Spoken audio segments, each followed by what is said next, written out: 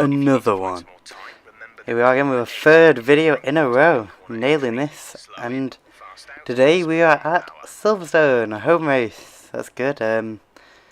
Felt good coming into this, did a little bit of practice, I mean just the usual really, but still felt good. I've always enjoyed this track. Can see we have a wet qualifying but a dry race, so I thought I'd run the dry setup and just up the wing a bit to 4 instead of 2. But yeah, looking forward to this one. Pace in the wet has usually been really good, especially last year. Struggled a bit more this year. I feel like to be better in the rain you have to run lower ballast, and I didn't want to run lower ballast without affecting my dry setup, so yeah, I mean, I guess that's kind of an excuse. Not really the best. But yeah, it's a bit of a shame that it was Inters, because this is also a race where you can qualify on the softest tyre, but it is what it is. I'm sure I'll do okay, hopefully. And yeah, let's get into it. So here we are, we on board again with our fastest lap of the session. Oh, LE Revolution almost taking me out. I would have completely lost it. Sure, that would have been my fault somehow, but if I'd hit him, but at least I didn't. It's actually been a really tough session. The engineer kept saying it was heavy rain, but Inters are still the best tyre, so it was a bit tricky conditions. Car felt very twitchy. You have to be very careful. I did a lot of runs to get my banker in, and well, to get a fairly decent time in, and now you can see we are almost 2 tenths up coming into the first sector split. And yeah, just trying to get the car to the apex there, nice and slow. I feel that really well actually. This corner's understeer central in the rain. Trying to keep the car straight, like just more important to keep the car straight and get the power down than anything through there. I feel like I did an okay job of that. This corner was really awkward. I felt like 6th was the best corner to get it turned in, but every time I put it in 6th, the back end just went flying, so I was like, I'll just keep it in 7th. Keep the car steady. So 4 times up at this point, I think. Going down into 5th now, and then 4th, so just 1 gear lower than I would in the dry. Missing that apex a bit, which is going to affect my run a bit. You can see we still gaining time, I want to say. 4.5 tenths up, maybe 5 tenths up, I think. Yeah, almost 6 tenths up, so really good lap so far. Just clipping that apex, maybe not carrying as much speed as I could have there, but apart from that it was alright. This section's really tricky in the rain. Probably should have shifted down to 2nd here just to get the car a bit more nimble. Yeah, fairly decent lap, and it's for 1:38.6. Just put us in P3, which then ended up being P5 because I didn't improve, because my runs after that I kept bottling just by pushing too hard. But yeah, P5, not bad. Behind my teammate in P4. I would have liked to have been on the 2nd row, but 3rd row is not too bad. Can make stuff happen from here. Jack's traditionally not been great off the line, so we'll hopefully be looking to take advantage of that. Easy 1-stop race, softs to mediums.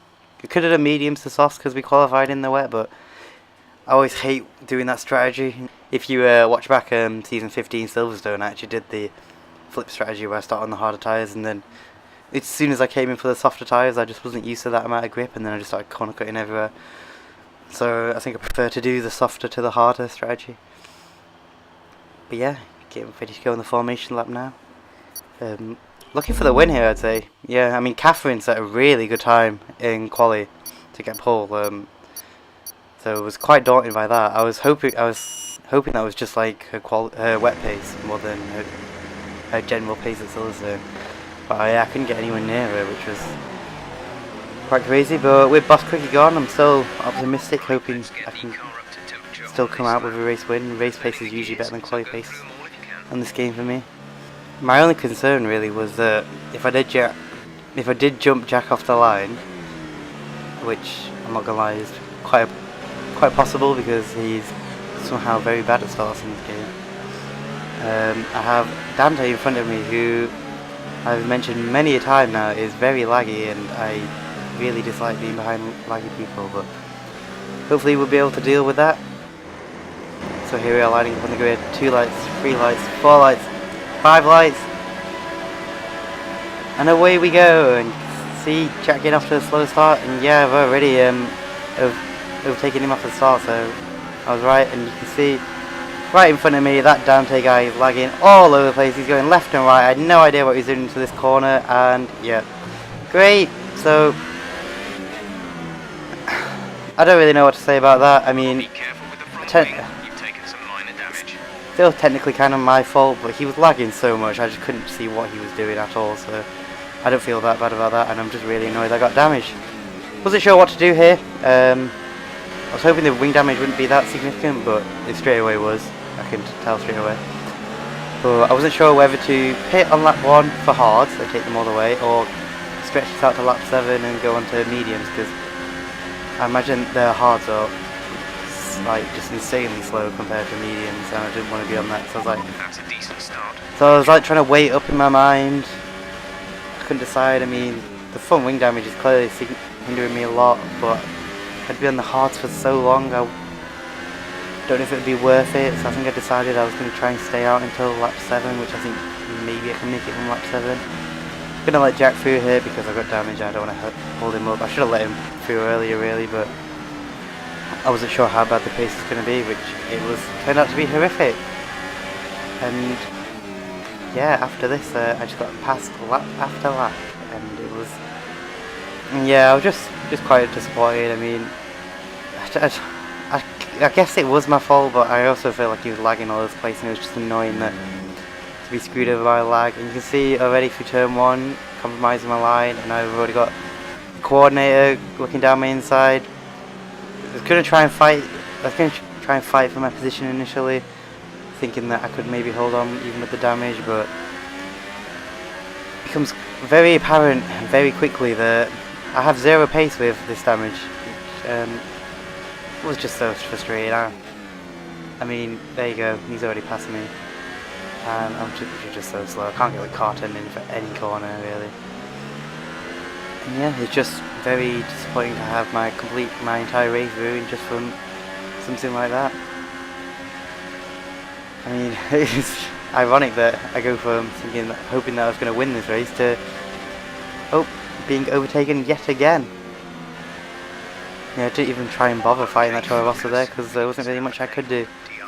Now we got Malta right behind me, who's recently joined the tier, and I'm going to be overtaken by him, I believe. Going defensive, just trying to show him that I'm not a pushover, but not really much I can fight with this damage. Blocked his cutback there. I knew he was trying to go for the cutback, but I slowed it right down on the apex, which is good, but none of this really matters because look how slow I mean, it's quite obscene. And yep, nothing I could do there. It's just gonna, yeah. All these, it's just, I mean, P7 already from, what was it P3, P4, after overtaking Jack? I sound like overrated llama at this point saying, oh, I could have done this, but still. Getting overtaken now by Fluffy Pillow. Now, this is the worst part.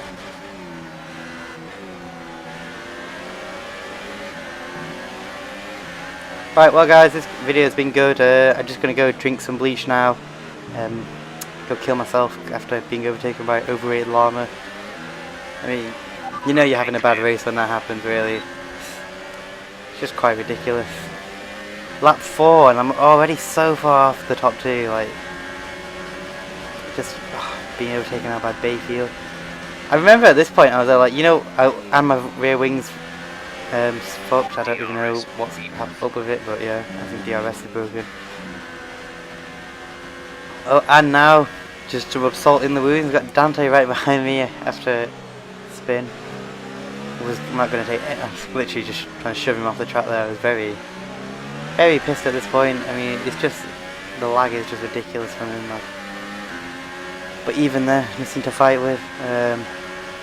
I remember though, I thought I could still maybe get a podium out of this, despite how far back I was. I could see Jack was like training a lot of cars, and I knew my pace was really good once I had the wing fix, but I lost so much time. I mean, lap 7 here, so coming in this lap, and this stressed me out. This Jordan guy trying to make a move from Madison Beckett. It's like, what is the point? I'm clearly got damage. Why would, like, you're just holding both of us up by trying to go for a move there, like when you're clearly just going to get past me on the straight. Like, you could have just been patient, but instead you had to get quite triggered. But yeah. So like I said, I was hoping I could maybe catch up back to third, but then I've also underestimated the fact that I'm going to lose so much time in the pits changing my wing. So, you know, P11 coming into the pits. What a disaster of a race this has been. I mean, it's so typical that a race that you expect to go really well goes horrifically. I mean, I want to blame the lag, and I still kind of do. I mean, it was ridiculous how laggy he was, but it was also my fault for just kind of hitting him. 10 years later, McLaren team had changed my wing. 9-second pit stop, I think. Go on then, solid. And I'm back out in 14th, a long way off anyone, apart from Code Z, who's clearly had an incident with himself, who's in 15th. And yeah, look at the gap to the next car up, which is LE Revolution. Cutting on to lap 11 now, Will Carza made the pit stop 13th now. And Atoll has just come out in front of us, which is a bit awkward because our tyres are going to be warm, but he's going to be on fresh tyres. But I also feel like I've got the pace over him, so I was like, right, I'm going to get a good run here. I just was eager to, in my mind I was like, I'm just going to keep cutting through cars. I thought if I could get past, he's going to hold me up, so I was like, right, I'm going to waste no time on this, going to get past this guy and move on to the next guy. See, taking a wider entry into here so I can get a better run. Carrying a lot more speed now, you can see right in the slipstream. Looking at the size of a move here. Looking down the inside. See, I'm already ahead at this point, so at this point I would have been surprised if he kept it in there, but I was still like aware if he was. But yeah, now we got past him, so I was hoping to move on, but you can see the slipstream's so potent and fresher tyres as well. He's kept with me, and this is like Austria now, where like I was just burning fuel in the AOR to like try and stay ahead.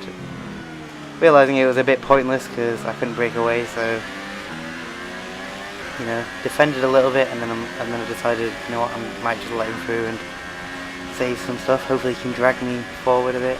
You can see I'm still a long way off any of the cars, which is very demoralising. Like they're already coming down the Hanger Straight, and we're just going to Baggett and Beckett's really in the move back. My pace was really good though, I must say, once I got the wing changed. I think there was a point when I came out and overrated Lama was like 14-15 seconds ahead of me, and you'll see by the end of this race I cut that gap down by quite a bit. But yeah, here we go, so laying a toll pass so I can like stick with his slipstream and just save some stuff up. See, he's still staying with him. Now I got sorry. Now we've got the awkward issue now of Jordan McGonagall, or whatever. Is it Jordan McGonagall? Isn't that the Harry Potter character? Oh well, coming out the pits, and yeah, he's come out on soft, so he's in the contra strategy, but he's quite slow, so Atoll's clearly making the move on him, and I was like, right, I don't want to waste any time stuck behind this guy, so I've got to stay with Atoll, so gone for the biggest dive bomb ever. Like, I don't actually understand how I pulled that off, but yeah, that was from so far back, and he's on fresher tyres as well, but I was just that eager to like stay with Atoll and keep in the slipstream that didn't waste any time with that. I think now we're getting to the point where Atoll is starting to like use a lot of his fuel in the AOR up, and now he's starting to save. I'm not able to put up with my amazing pressure for P10. Yeah, getting a nice one out here again. I think we're going to go for an identical move as before. It's almost like watching the same lap back again. And we're ahead again, and he's going to let us, he's not going to fight that. And if you say France was boring, this is next level, because here we are on the last lap of the race. Just like, I think 2 seconds behind over at Lame. I think it was like 3 by the end of the race, but I also got a lot of penalties, surprise, surprise, I think. So there's no chance of catching him, overtaking him without penalties anyway. And yeah, P10 at my home track I was really looking forward to, but yeah, I guess that's just how the cookie crumbles. I mean, should really be doing better though. It's not really a championship worthy drive, but looking at the points now going to the break, I have a 37-point lead over Undercut, so still doing well in the championship, proud of that. I think I'm quite fortunate in the respect that a lot of the drivers in our tier seem to be a bit inconsistent, but even then, I would like to pick up a few more wins, especially like I don't want to just have one win for the entire season. I'm looking at the constructors as well. You can see McLaren doing really well. Me and Jack have been doing a good job. I feel like we work well as a team. And yeah, 2 points. I'm sure Matt will be very pleased with that. But yeah, I think that's going to do it for Silverstone. Sorry it was a bit of a crap video, my fault really, but yeah, hopefully coming out back after the break and Germany will be a lot better. A pad track for once, the pad's backyard. But yeah, I'll see you then. Safe fam.